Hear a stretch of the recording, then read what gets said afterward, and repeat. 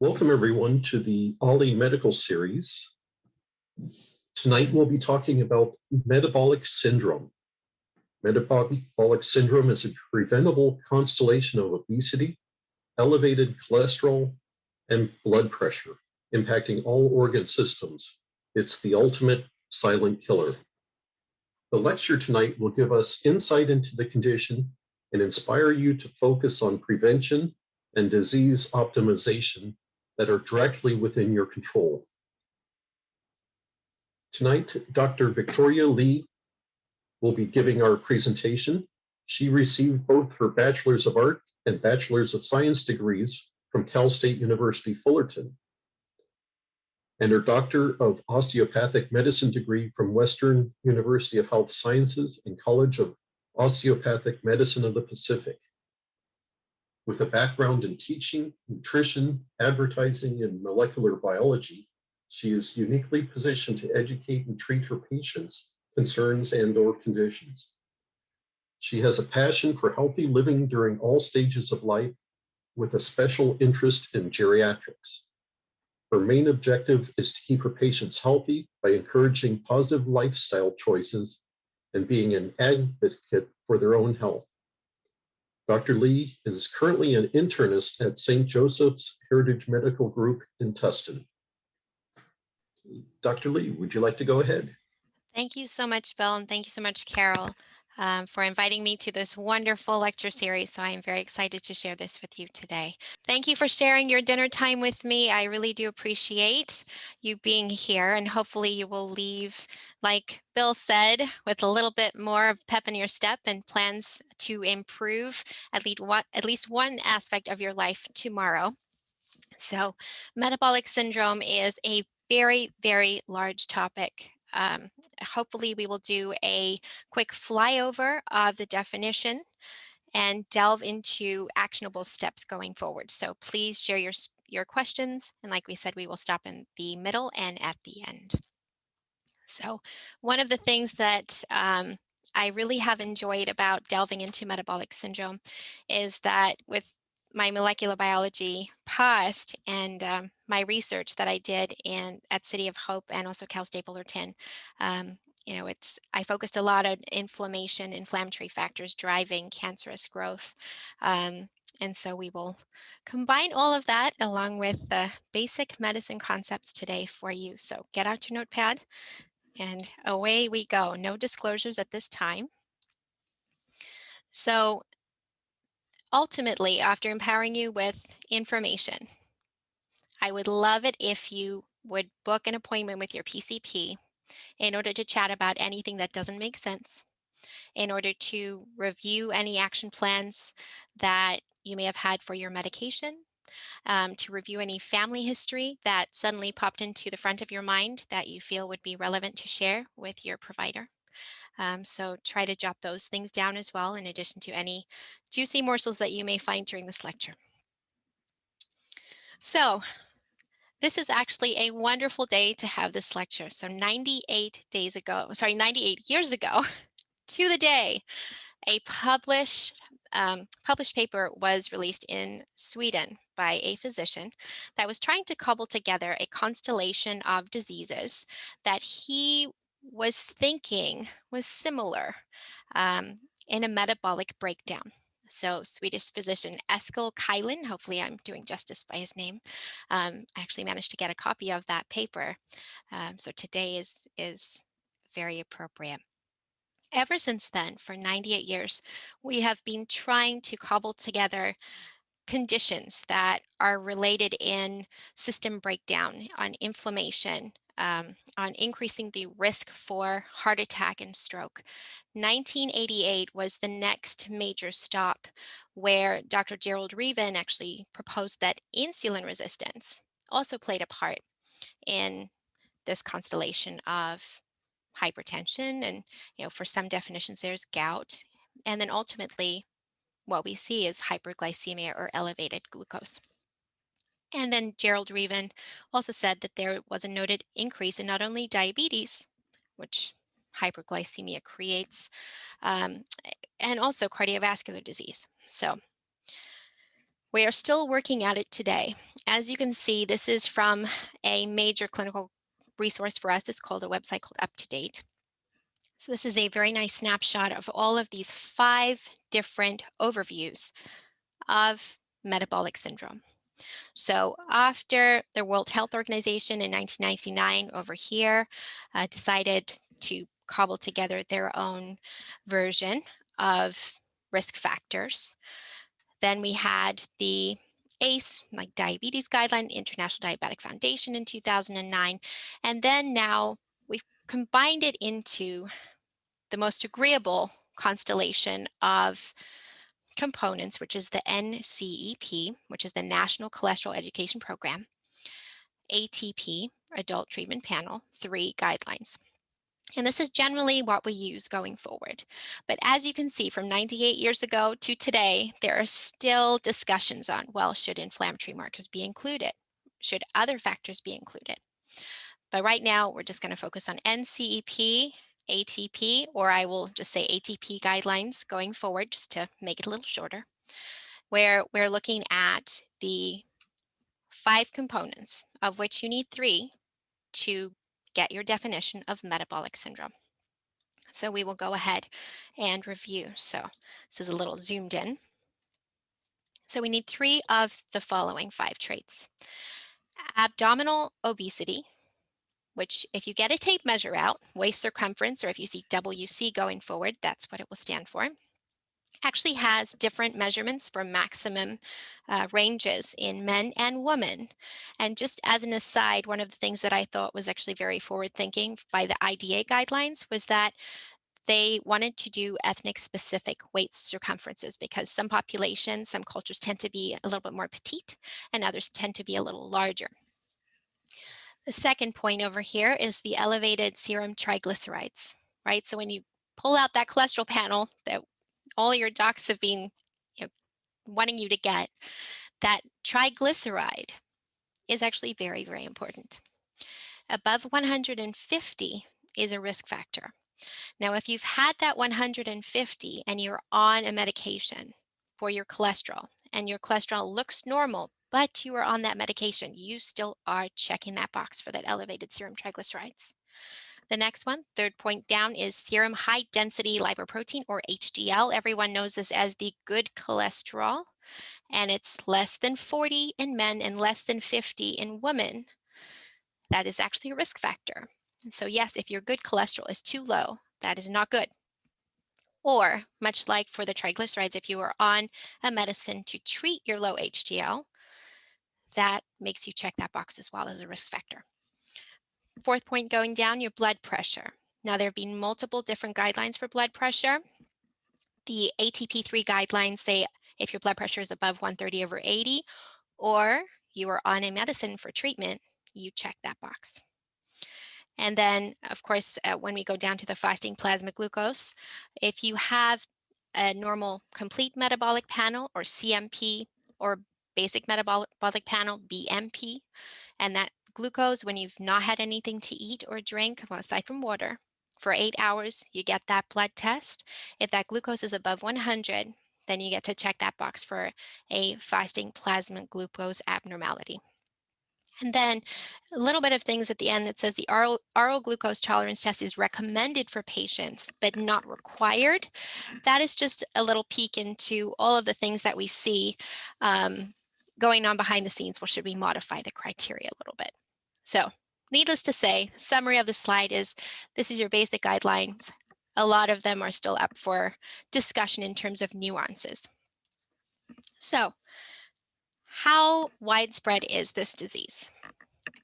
So if we have a look at the data from 1999 through 2002, if we use the IDF guidelines, about 34.5% of the population in the US would meet the risk factors or criteria for metabolic syndrome, as opposed to if we use the ATP3 guidelines, we're going up to about 39%. So that's pretty impressive. And if you look back at the obesity rates, it's doubled in the past 3 decades. And of course, with the obesity, that is one of the factors, right? When we have the enlarged abdominal area as well. So think about that. That really does compound. 50% of the diabetic burden and 25% of the heart disease burden is actually related to being overweight or obese.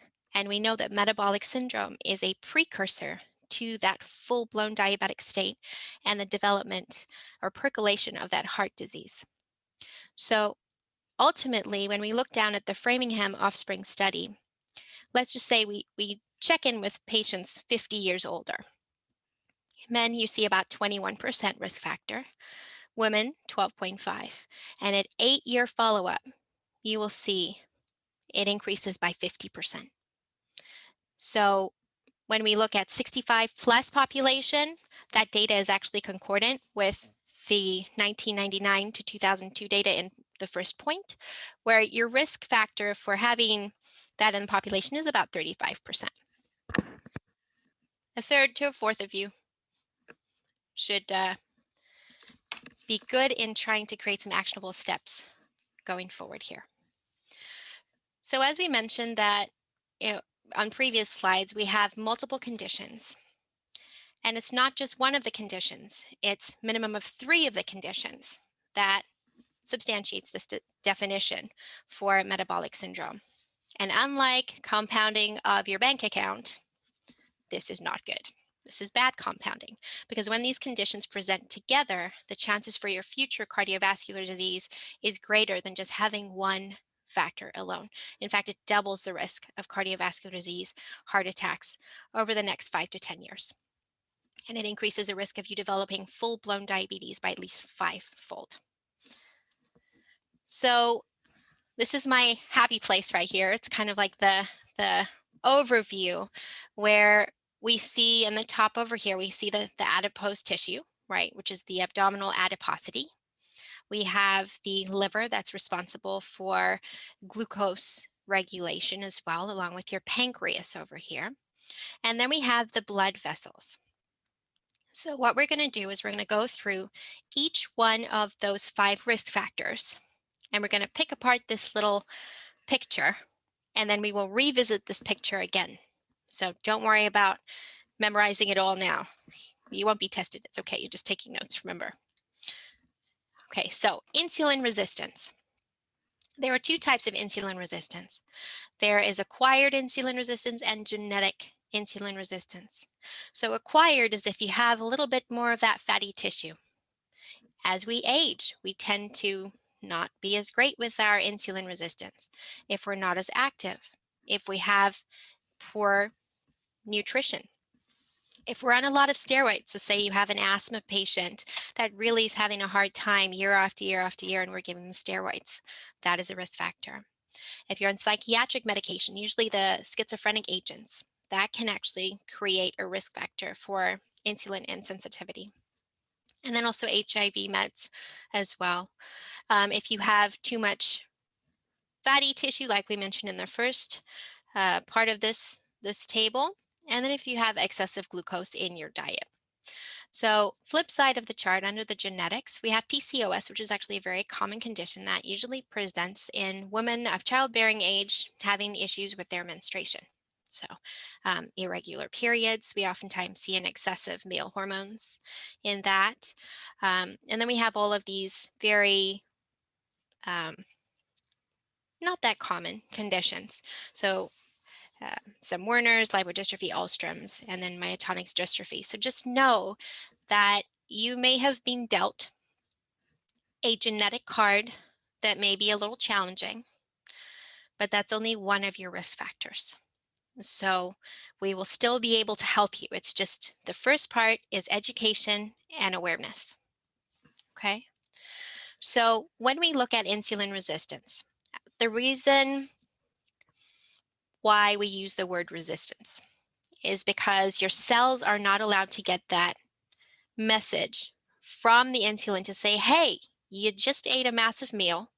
There's food in your stomach. We're breaking it down into sugar for you. The insulin is trying to get the sugar into the cell. What I like to do as a comparison for my patients is to say, okay, well, you went to a few too many rock concerts and you stood next to the speakers and you had something yelling in your ear, right? So you're eventually going to get a little deaf. I'm sure a couple people can attest to this. I have definitely done that myself. Um, and so this is very similar to the insulin. So if you have very high glucose foods or medications inducing high glucose states, it yells at your cells at the volume of a rock concert. And then all of a sudden the sound disappears. So over time, your cells start to get a little deaf. So it's not just, you know, your liver cells or any sort of specific cells. It's you have multiple sites that insulin interacts with. So you have the fatty tissue, the adipose tissue, you have the muscle tissue, and you have the liver tissue. So if we actually have a look and we kind of dive down into what happens with this fatty tissue, usually if you haven't eaten, you can actually break down your fatty stores into energy in the form of free fatty acids. Now, those free fatty acids should actually stop the generation process if your body senses that you actually ate food and you're intaking energy. So your body does not need to use its generation. That should turn off. So what happens is that you have not only the ingested energy through your food, but you have the made energy at the site of the adipose. This also happens at the site of the muscle. So if you ever have done a heavy workout, you know that your muscles just suck down all that glucose, right? 70% of the glucose that you get through your diet goes into those muscle tissues. So just think about that. 70% of the glucose coming in, and your muscle is trying to still make its own power, trying to generate its own power. So then you actually have deposition into the muscle tissue, around the muscle tissue. And this creates a lot of inflammatory markers. The same thing happens in the liver. And I'm sure you have heard of the term fatty liver, right? Where the fatty tissue just gets deposited into the liver cells, and it can ultimately create a non-functional liver and cirrhosis. That's end stage. But this is why metabolic syndrome is such a beautiful thing to understand and try to prevent at this time. So when we're talking about excessive fatty tissue, right? A lot of the jargon that gets thrown around with obesity is actually defined by a BMI, or body mass index range. So I'm not the biggest fan of BMI because it basically is a ratio of height to weight. I actually prefer muscle percentage and body composition. But because the BMI is used widely, we will just go ahead and review this. I get a lot of questions from my patients that says, okay, well, doc, from my height, what should I weigh? There are a lot of charts out there, so you can always have a look height to weight. But if you have a look at, the Rock, Dwayne Johnson, he's very, very muscly, and he would technically be in the obese category because he's very heavy for his height, but a lot of it is muscle mass. So if we have a look at your average body composition, where you have an excess of fat, not that much muscle, and you fit into these body mass index kind of areas of where the BMI is 30 to or plus 30 plus, right? Because we have obesity, severe obesity, and morbid obesity. This is what we worry about. We do want to get that weight down into the overweight is better, but the normal BMI would be the best. Or if you are really just a super muscly person, then try to get your body fat percentage down. And now there are percentage recommendations for age and for gender. You can look up tables about that. But I just wanted to do a deep dive into the BMI, so it at least made a little sense to you. So when we're looking at abdominal obesity, not all fat is made equally. So as you see in my picture over here on the right-hand side, you see right by the intestines, you see this little fatty layer that's hugging the intestines. This is visceral fat. Then you have your abdominal muscle going out to the skin, and then you have your subcutaneous fat. The fat that we really worry about is the fat that's hugging your organs, because this actually has an expression and acts like an endocrine organ. It spews out inflammatory markers like interleukin 6, TNF alpha, and it just upregulates all of that inflammatory cascade in your body, and that just goes throughout all the tissues. So a lot of people do have the subcutaneous fat, but it's this guy, the visceral fat, that we really need to look at. So what happens is we have higher insulin resistance, we have smaller LDL particles, right? And we have increased numbers of them. So they're smaller, but more volume in terms of the number of them. Hopefully that makes sense. So there's a change in the distribution of these cholesterol molecules. And then the VLDL, which is calculated in the non-HDLs, actually goes up. So if you're looking at your cholesterol panel, we have all of these remnants in the non-HDL. And then you can actually have the way that your body distributes your fat and ultimately your cholesterol can be genetics, can be just how your genetics change with regards to the interaction with your diet and environment. So this is a very big push and encouragement to say, even if you got a bum deck of cards that you know, with your genes, you can still change them. You can still change them. This is awareness. So when we're looking at the cholesterol, talking about getting bad cholesterol genes, when we're looking at fatty foods, let's just say you eat a burger, okay? The fatty acids are absorbed and put in these little bubbles called chylomicrons. And then they, of course, go into the muscle and then the fat. And then they go into the liver, and the liver tries to change the types of fatty molecules. And basically, we get a lot of free fatty acids. Free fatty acids, when combined with a backbone in a number of 3, actually are triglycerides. So that leads us to kind of go back and say, okay, my food, the stuff that I choose to eat, can play an effect into inflammation, free fatty acid, and ultimately impacting the insulin sensitivity in a way, right? And then once we have all of this inflammation with these free fatty acids, if we ate a nice burger, we actually worry about something called atherogenic cholesterol or atherogenic dyslipidemia.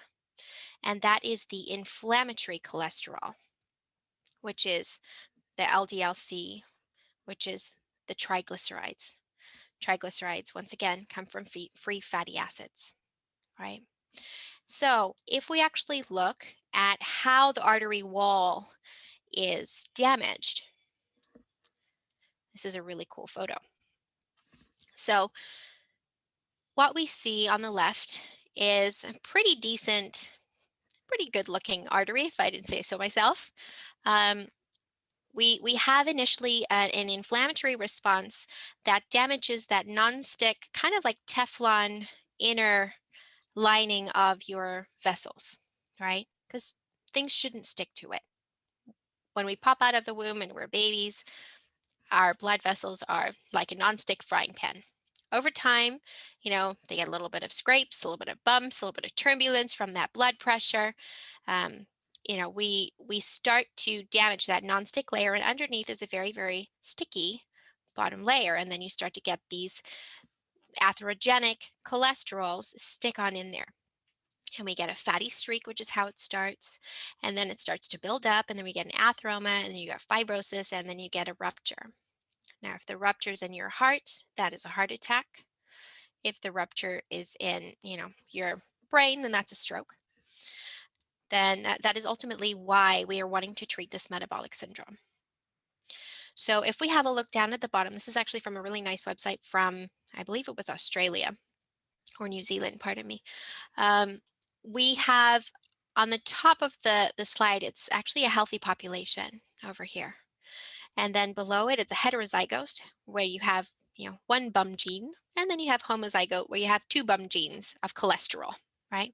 So as you can see, starting around your 4th decade, if you have really good genes, but really bad inflammation, diet, exercise, you have predisposition to insulin issues, or you're on some medications, right? You're going to start to develop these foam cells and these fatty streaks. And in your sixth decade, you're going to be in the mid of the picture, right?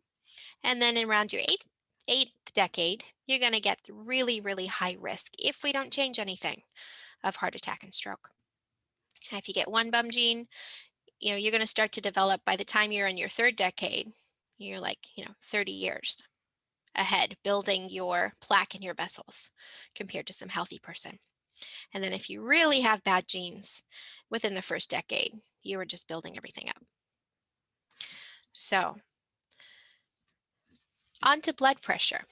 Now that you have the bad vessels with a lot of the plaque in it, we really want to make sure that we take a look into the blood pressure, right? Because think about pipes of your house. If you've got a lot of calcium buildup, right? You're going to get calcium flying everywhere if the pressure is too crazy.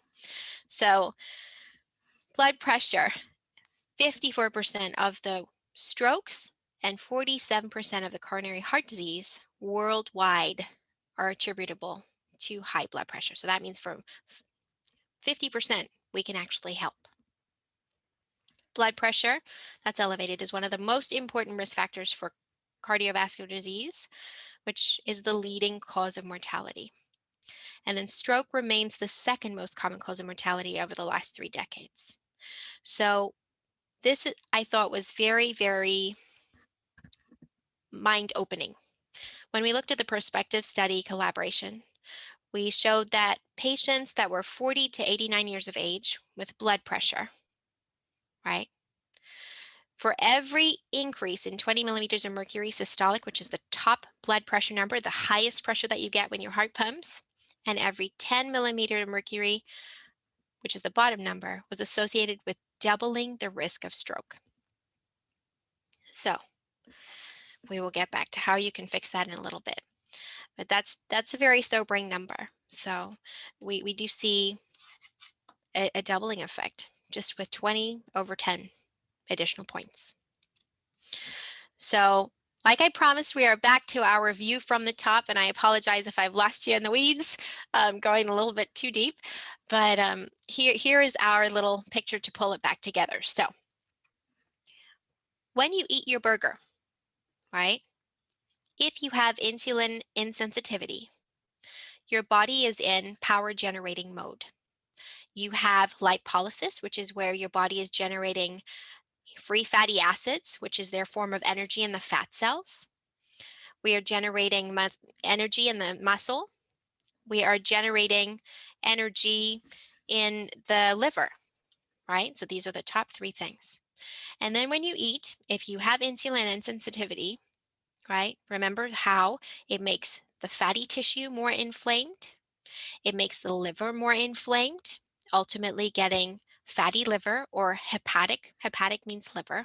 Steatosis is fatty, right? And then in the muscle, we have these fatty deposits around here with very poor glucose utilization. FFA over here is the free fatty acids, okay? And then over in the middle is your TNF alpha and your IL-6. Those are your very inflammatory proteins that have been associated with upregulating certain cancers. CRP is C-reactive protein, which is also elevated over here. There have been some discussions as to, since, as you can see, the central component of metabolic syndrome does involve inflammatory markers, should we add CRP to the screening? There has not been a consensus, and the ATP3 guidelines do not have that inserted in there. And then going down, if your insulin is insensitive, remember how you're standing next to that big speaker at your favorite rock concert? Eventually, as we get older, you're going to have your partner or your family members yelling at you, right? And they're going to lose their voice. So that's exactly what happens when we have insensitivity of the insulin. Your pancreas is yelling so much with those poor little beta cells that it actually cannot make any more insulin. So you can actually get pancreatic failure and then develop type 2 diabetes. And then down the bottom over here with this inflammation, we lose that nonstick Teflon inside of our blood vessels, right? We get a lot of atherogenic lipids, right? So they deposit in there. They create a film, much like calcium inside the pipes of your house. And then when we add blood pressure to all of this, we get high blood pressure when we have more abdominal weight, right? And then remember that 20 points of the systolic and 10 points of the diastolic will increase your stroke risk significantly. And that is metabolic syndrome, at least from ATP3 guidelines, in a nutshell. So, any questions? So we do have a question in the chat. Okay. As we get older, we tend to shrink a little bit over our lifetime. Mhm. Does that mean we have to lose weight to stay within the norms for our new height on the BMI? I love that question. I love that question. Okay, so the shrinking that you are referring to is actually more likely osteoporotic, so where your bones lose the height. So I actually have some patients that have lost quite a few inches, but generally, if you look at the range of the BMI, let me actually go back to the BMI slide for you. It really isn't too much of a change. Generally, the change between overweight and obese is significant. So I think you're probably looking at maybe like a couple pounds less. And I would say that just from my, if you were my patient, I would say it's negligible, right? At that point in time, I would be counseling you about something else, about like, bone density. Okay, Jody, go ahead. Yeah, is there any effective way to know what the heck is going on in your arteries? I mean, how do you? I've been to a couple of those little health screening things, and they'll do an ultrasound or they'll do some sort of thing to see the status of your arteries. I do not know how effective or honest or true that is. Is there anything now or on the forefront so that we could see how much plaque is in our arteries and what damage it's doing? Yes, absolutely. So thank you very much for your question. So back to the arteries. So when we look at arterial disease, and this could be a lecture in and of itself, we can evaluate the heart in terms of a calcium score, which is a CT scan of the heart that calculates the in a numerical range how much calcium is deposited into your cardiac vessels. Sometimes if you do have carotid disease, which are the main arteries in your neck going from your heart up to your brain, you can actually do an ultrasound of that. The ultrasound is read by the radiologist in terms of percent of occlusion, so how much percent is closed. And there is a threshold for a surgery in order to help with that. And then in terms of the arteries in the legs, there is something called an ankle brachial index, which oftentimes is done in a lot of these healthy vascular screens, which looks at the difference in the blood pressure between the arms and the legs. And based on that ratio, we can actually see, are your vessels hardened? And that you can actually meet with a vascular provider that will do a CT scan with runoff to see if you have any specific clogs in the lower extremity as well. So hopefully, did I answer your question? Oh, in summation, there are 3 ways for your heart. That would be a coronary CT score with calcium scoring. For your legs, it would be an ankle brachial index to check for peripheral vascular disease. And for the carotid arteries, you can always do an ultrasound. If you have had any sort of knee x-rays or abdominal imaging or anything like that, sometimes the calcium does show up on those x-rays because calcium's like bone, it looks white. So oftentimes if I do catch that, I will show my patient that on their x-ray and say, hey, we need to work on this, or order a follow-up study. Okay, we have some more questions in the chat. Mm-hmm. So throughout most of my life, I've had low blood pressure. Mm-hmm. In the last year, my blood pressure is usually around 134. And at times it goes up to as high as 159. Mhm. What is causing this change? I'm 85 years old. There you go. So there was a wonderful cardiologist that I had the privilege of having a lecture from about 2 years ago. And as we age, our blood vessels get less flexible. And so you do get a little bit more ups and a little bit more downs. There are a lot of factors going into blood pressure. So what I would do is try to make sure that you're taking your blood pressure in a consistent way every day. So as you know, make sure that you've used the bathroom. A full bladder will increase your blood pressure. Make sure you have your feet flat on the ground and you have relaxed for about 5 minutes. No caffeine or tobacco in your system within 30 minutes. And then you just relax and then take a blood pressure reading. If you do this consistently, you'll be able to see, is this just a timing issue? Is it when your blood pressure is running out? Or is this, something that we really do need to address, because some people do have very labile blood pressure. So I would definitely check your blood pressure, write it on a log, and schedule an appointment with your PCP, because this is a little bit of a digging situation. We want to talk to you more about it. Once your arteries have hardened, can that be reversed? It depends how they harden. So for a carotid artery, I mean, you can take out the plaque. If you're having higher blood pressure because of the muscular layer that's thickened, generally you cannot really undo that unless you have some medications to specifically target that. So that is a complex question.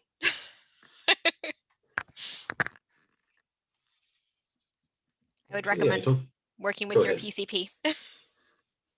Okay. I don't see any other questions right now. So you continue on with your lecture. Absolutely.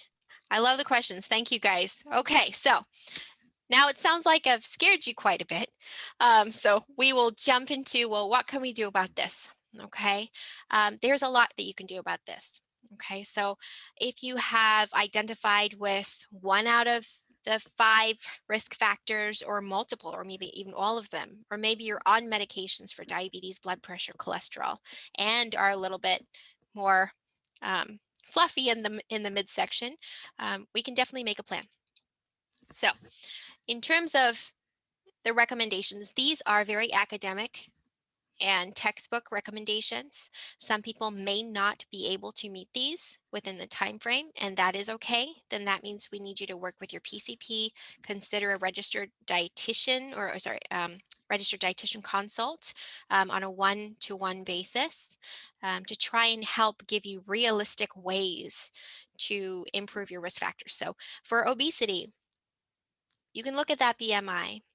What I would be very, very happy to see is if you kept your same body size, but you increased your muscle mass, right? Or you kept your same weight, you increased your muscle mass.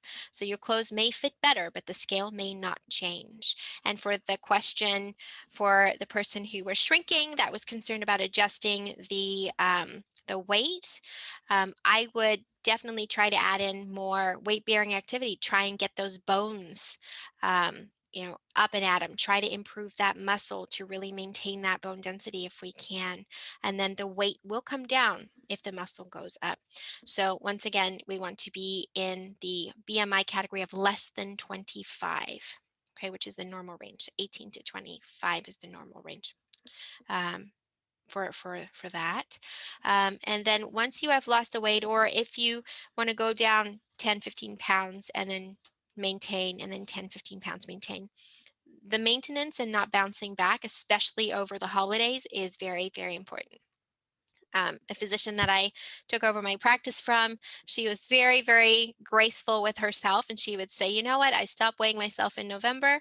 If I still fit into my same pants by January, it was a good holiday. So sometimes we just need to give ourselves grace, but grace does not mean complacency. So put down that cupcake and try to have something a little bit healthier there. We do want to make sure that you have physical activity, right? So once you've put down that hamburger, put down that cupcake, and then add a little bit more veggies into your diet, go and move, right? I know that this has been a very big challenge over the last year, where a lot of our normal activities have been very restricted. And so a lot of my patients have basically just sat at home. Um, so what I encourage my patients to do, because sometimes that's also driven by anxiety and depression and the sense of being overwhelmed. If you're going out to get your mail, go for a walk around the block. You can break up your activity into 5 or 10-minute segments, 2 to 3 times a day. That still counts, right? Start small. Be very graceful with yourself. You've been through a lot. So try to grab your partner. If you are guilty of sitting and watching way too much TV during the daytime, after lunch, go and grab your partner and go for a walk. Make sure you wear some sunscreen and a hat. That would definitely brighten your mood. It will help your bones and it will help your circulation. And remember, 70% of that glucose goes to your muscle. So you'll be using that glucose.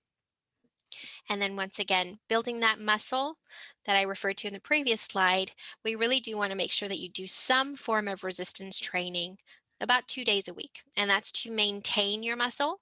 You can do it 3 days a week if you want to try and build a little bit and work on that body composition that we discussed earlier. So the things that I like to do is some yoga, some of those, yoga courses actually do have quite a few squats if you're doing chair yoga. Sometimes you can do resistance bands. I love to do Pilates. It really does help the pelvic floor and even out the damage that excessive sitting does. So really try to look into things. And once again, 10-minute Pilates routine paired with a 10-minute walk, you're better than you were yesterday. I guarantee you. So improving your cholesterol.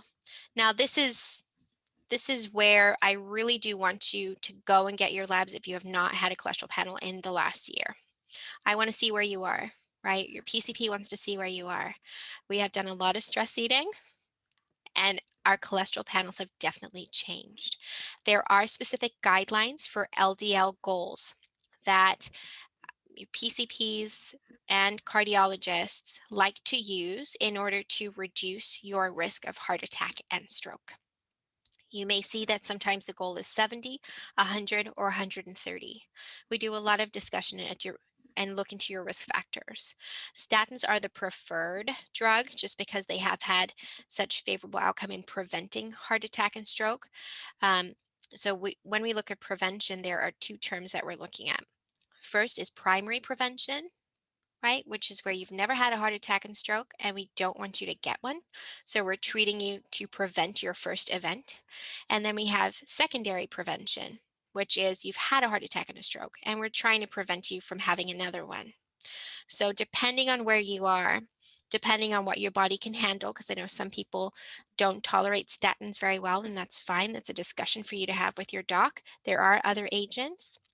We really need to focus on getting that cholesterol down so your arteries do not get that plaque in there. They do not start with their shenanigans and creating a risk factor for a heart attack and stroke if we can prevent it, if we get in there early. And then remember how the free fatty acids were combining with a backbone to create the triglycerides, and the fatty acids were creating the inflammation, right? So when we have the triglycerides elevated above 150, which I pointed out at the early slides of this lecture, that is actually something that we really do want to treat as well. So generally, if you do have triglycerides over 500, then we can put you on certain medication. I'm generally pretty aggressive with my patients' triglycerides if they go above 150 in terms of initiating lifestyle changes. Like I said, put down that cupcake, put down that hot dog, put down that, whatever your happy food is, right? Or cut it in half, share it with a friend, or only eat it on a Sunday. We may need to do things on a daily basis or weekly basis that decrease that triglyceride so you don't get that inflammation on the back end, depositing in your liver, in your muscle, and in your fat further. And then your blood pressure. So like I said, that was a really very good question for that blood pressure. We want to make sure that you're actually checking your blood pressure accurately. Every blood pressure cuff may be a little bit special, a little bit off in some way. We want to make sure you have a good cuff size, you have a good blood pressure technique at home, and we want to make sure that we actually do check your blood pressure at home at least 3 to 4 times a week just to know where your normal is. If you do feel a little weird, if you have a headache, if you feel a little woozy, please check your blood pressure. And if you do have weird readings, there should be a nurse advice line attached to your primary care office. And you can always call them 24/7 if you have questions, if numbers don't look right. So we have a lot of blood pressure guidelines. The most recent, I believe, was the Sprint guidelines. You might have heard, JMC 8 guidelines, and this is where we've had this kind of back and forth between, is it 130/80? Is it 140/90? There's been a lot of confusion, and it seems like every other year we're coming out with different guidelines. Bottom line is, in all of the guidelines that we see, the lower the blood pressure, the better, as long as you're not fainting, lightheaded, or lethargic. Okay, so that's why we usually like to keep you around 130/80. What I tell my patients is, for more than 50% of readings, we want you to be under 130/80, because much like the question in the middle of the lecture, you are going to have some elevations, right? You might have gone out and chased some, raccoon out of your yard, and you came back and you were a little upset, right? Sit down for like 5-10 minutes, relax, just be very, very calm, and then recheck your blood pressure. If your blood pressure is still elevated despite relaxation and being compliant with your medication, then we do need to intervene a little bit more. So ultimately, if you do have blood pressure that's like 120 to 130, we may just kind of say, hey, be aware of when you eat salt, right? Salt reduction is not the best thing, but I know that it does actually help. Try to eat a little bit more leafy greens and vegetables, which is the premise of the DASH diet, where vegetables actually does balance out your sodium and potassium transporters naturally. And so that's why normally with a plant-based diet, you will see your blood pressure come down. So exercise as well will work into getting that blood pressure down afterwards too. So, and once again, the insulin resistance. We do want to make sure that we're not having too much saturated fat. If you're going to have a turkey burger, put avocado on it. Don't put bacon on it. We want to try and avoid the simple sugars. You are sweet enough. I listened to all of the banter before the lecture. You guys are just an absolutely beautiful, wonderful group of people. So you are definitely sweet enough. You do not need sugar. You can have sugar for special occasions, but just make sure it's, 1 or 2 bites, because quite frankly, that's all we really taste. And then the rest, the bites after that, are just kind of rote. And then, be aware of the fat intake. I know that there's people doing keto diet and whatnot. Keto diet is not the best for people with the genetic cholesterol abnormalities. So you have to really be aware of that before you go into a keto diet. A lot of the research is coming out of a Mediterranean diet. So I would say a low glycemic, low inflammatory Mediterranean diet. Keep your eye on your plate. 50% of your plate should be veggies. I know that some people absolutely hate vegetables, then we may need to look at, making your own soups at home or blending something into a little smoothie. There are ways to sneak things into your diet. Half of your plate should be vegetables. It's a palm size protein, and then a fist size of your carbs that are hopefully going to be complex carbohydrates. You can always work with a registered dietitian. If you do have any bowel issues, any IBS, any kidney disease, we do want to make sure that we avoid certain foods, and we monitor the potassium intake. If you do have stage 4, stage 5 kidney disease, we would want to be a little bit more aware of it. So working with a registered dietitian is always recommended to customize these approaches for you. And so everyone has a bit of control issues. So in summation, I know that I have chatted your ears off tonight. And thank you so much for staying with me through to the end. These are the things that I do want you to focus, right? So now we've done a flyover of metabolic syndrome, all the organs that it hits, and then we've gone over everything that you can do. So check your blood pressure at home. Write it down. If you have diabetes or impaired fasting glucose, check that at home. My favorite patients are the ones that bring me the blood pressure log when I see them. So I know it's, not elevated at home, the same way that it is when I see you in my office, because white coat high blood pressure is very real. If you check your glucose every day, then you should know what your baseline is in the morning. If you do start to get an infection, you will see that glucose rise a little bit. That's my sneaky takeaway. So know your baseline blood pressure, know your baseline glucose, and really, like I said, jump in to, once you have had your vaccine and you feel comfortable, go and get your yearly labs, your Medicare annual wellness, your physical, and really try to take a look, because now you know a little bit more about your cholesterol panel, about your glucose.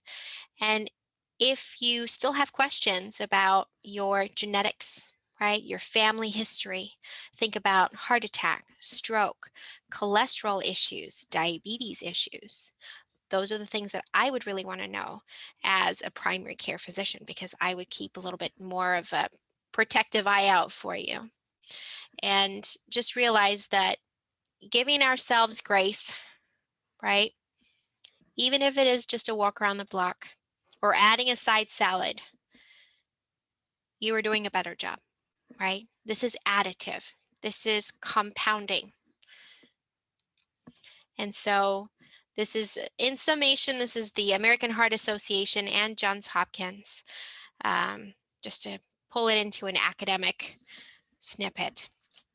So the one thing that I do want to emphasize is, please take your prescribed medications. If you do not know what they are for, please ask.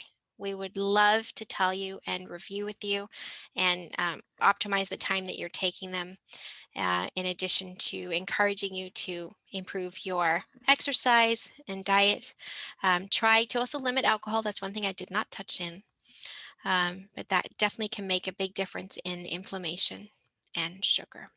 So thank you so much for your kindness and your patience and for being with me tonight. Do you have any other questions? We do have a couple of questions. Are there any warnings about artificial sweeteners? So none that I have refreshed my memory on as of the last week preparing for this lecture. What I have been reading in the last, I would say, year, is that some artificial sweeteners can actually increase your desire for more sweet foods. So that is my main reason as to why I recommend my patients to stay away from artificial sweeteners, is because it creates like a rebound desire for sweet foods. But aside from that, I have not read anything recently that I can speak intelligently to. Does metabolic syndrome affect cancer risk? Yes, it does. So if you remember, I'll go back over here. Over here in the center of this molecular overview, there is TNF alpha, which is tumor necrosis factor alpha, and IL-6. So if you do some Googling and some research, I actually did breast cancer research at City of Hope, and that was before medical school. And the project that I was directly related to was isolating IL-8, which is another inflammatory factor, and how that is actually upregulated by tumor necrosis factor alpha, so TNF alpha. So we know that if you have high levels of TNF alpha, you can have higher levels of other inflammatory cytokines. If you want to Google inflammatory cytokines, that can create a cascade where you're upregulating, different cancer genes. And so I do not know at this point in time the percentage of risk that it increases. I did not read that in my prep, but I know just from my previous personal lab research that the center of that metabolic syndrome with the inflammatory markers have been associated in the projects that I've been related to increased at least breast cancer risk that I know of. How does alcohol affect metabolic syndrome, and what are reasonable guidelines? So alcohol breaks down into sugar, right? And so sugar is the center of increasing insulin resistance. So guidelines vary. So if you have liver disease, of course, we do not want you having the alcohol. If you're on certain medications, pain medications like NSAIDs, alcohol can increase the risk of stomach irritation, and anxiety, depression medications that can increase complications as well. In terms of guidelines, I would work with your PCP because for some patients, I would say absolutely no alcohol based on what I see. And for other patients, I would say, moderate. 1 glass is okay. Try not to do it every night, but those recommendations should be made after we do a good look at your current health. What do you think of CoQ10? CoQ10 is good. It actually can be combined with statins. It does reduce the risk of statin-reduced muscle pain by about 10%. So 1 out of 10 patients have some relief with that. So yes, I absolutely do agree with it. We want to thank you, Dr. Lee, for being here tonight. This has been both scary, informative, and helpful.